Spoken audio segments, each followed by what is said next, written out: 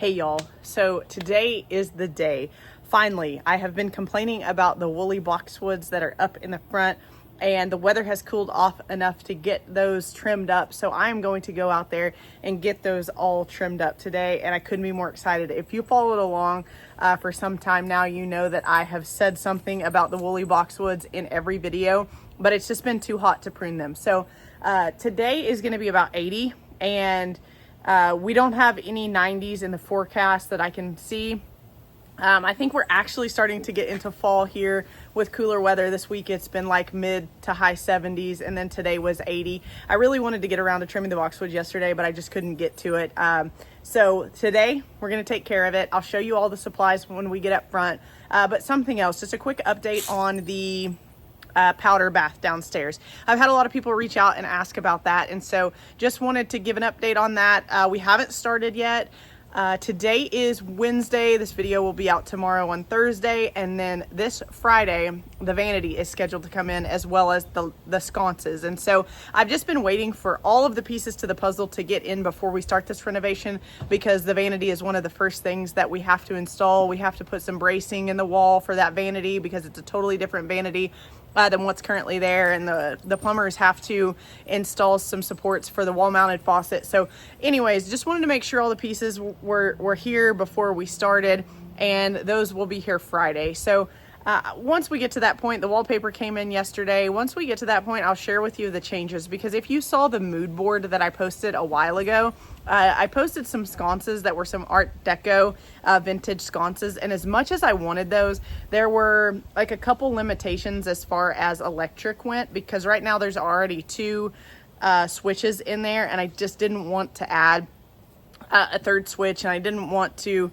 elongate it out to like a 4-switch system in that bathroom, because it's really just unnecessary. So I just went ahead and bought some sconces that are unlacquered brass that have a off and on switch on the lamp themselves, because the current sconces that are in there right now are actually tapped, so there's no light switch to them. You tap them on and off, and so I just didn't want to go through that. Didn't want to have to run new electric. Didn't want to have to do any of that. So that was one of the other things that I was waiting on, because I ordered them off Etsy and they were really reasonably priced. And once I get them and look at the quality and everything, they were made to order. So that's why it took a little bit longer. But once I see the quality and everything, I will take a look at those, and I'll share with you all of the links to everything that we purchased for this bathroom, just assuming that I like the quality. A lot of things for this bathroom are places that I've ordered from before, so I'm sure of that quality, but the sconces I am not.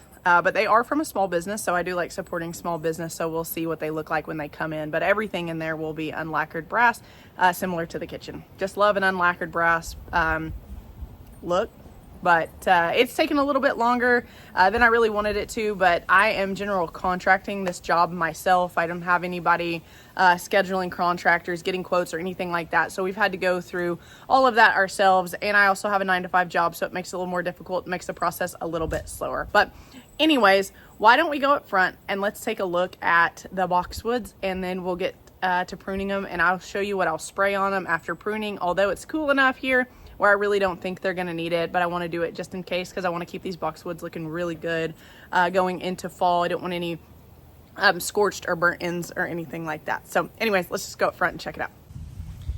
Okay, so here is all my equipment. This is a Cobalt electric trimmer. It's a 24-inch, and I would much rather have something about 12 inches or so, because it's a little bit more manageable. But I got this as an open item at Lowe's one year, and it was extremely cheap, and I couldn't turn it down. So I always use this. It works really well for me. My Craftsman rake, it's a shrub rake. It's really small and thin. I really like this. I hope I don't have to use this much, because I have a sheet out here to put around the boxwoods to prevent having to clean up all of the cuttings. Have my kangaroo bag down here, obviously with the hard bottom. I wouldn't get anything other than the hard shell. And I'll link these products throughout the video, so I can't link them all right in this portion of the video, because they make you space them out on YouTube, but I will link these items throughout the video. That way, if you're interested in them, you can pick them up.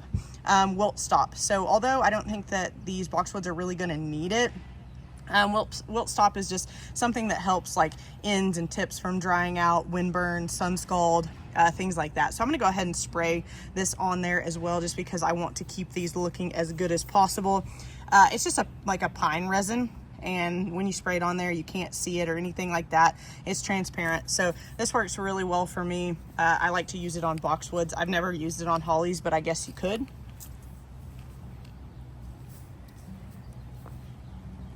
And the sheets are just old sheets that I either have been ruined at our house, or I get them from Goodwill to not only put around boxwoods or hollies when I'm pruning them, but to cover plants in the wintertime, as I just don't want to buy a whole bunch of frost cloth. It gets expensive. It's also much lighter weight and it tends to blow away in the wind. Sheets work better for us here because here in Oklahoma City we get pretty windy. So just a pro tip that if you need sheets to cover plants, go to Goodwill, go to your local Salvation Army or whatever. You can get them there for extremely cheap.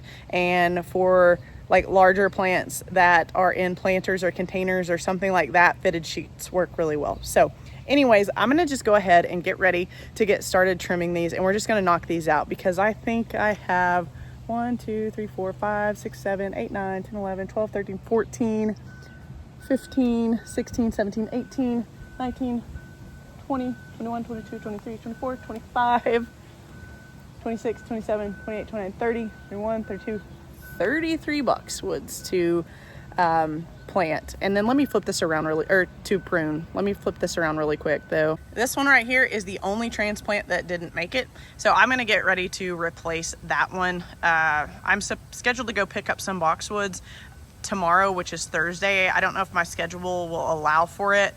I'm hoping I can get them either Thursday or Friday so that I can get them in the ground this weekend.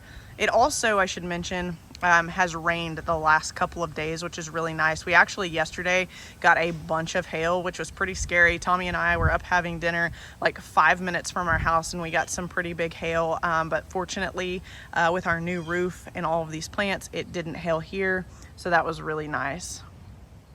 I did get some patio furniture that I will show you guys in a new video. Everybody was on me about, you need patio furniture up there, you need a bench, you need something. And I knew that, but I was waiting until kind of end of season to get patio furniture a little bit cheaper.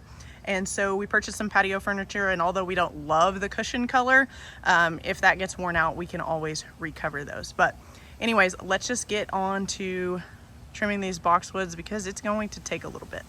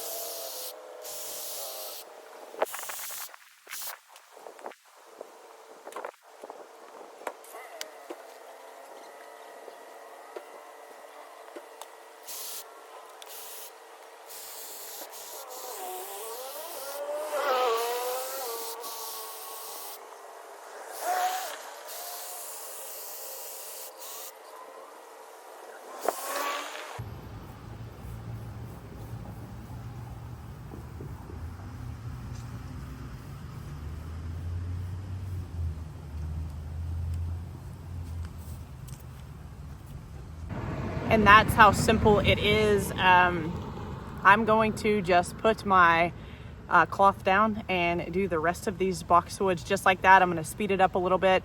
Something to consider when you're trimming boxwoods, as there are ways to do it because it can get pretty tricky to get them perfectly round. I like to just freehand it and then step back and take a look, and freehand it, step back and take a look. But there is a cone method where like you put like a round shape object or cone on top of the boxwood and you trim it up to that cone and then you trim over the top. I've never actually tried that. I'm sure it's pretty easy. Not really something I think that you can screw up. So many methods on how to trim boxwoods, but this is just my preferred.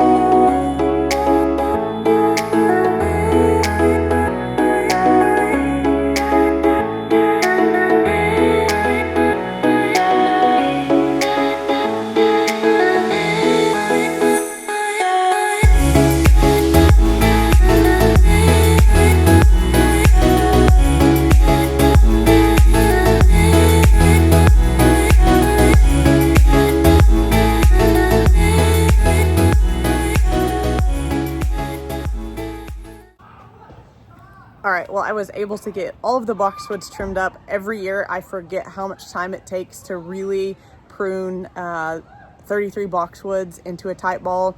Last spring and fall were my first times doing it, so I'm still trying to get some of these boxwood shaped up how I want them. Some of them are sparse in some areas, and some of them have been damaged by like the roof. And then there was one by the driveway that I noticed that after having the new gutters installed, it kind of got damaged, at least half of it. And so, you know, over time it will fill in. I'm trying to be patient there, but overall, I'm very happy with everything. So why don't I just take you out here and I'll show you an image of the new boxwoods.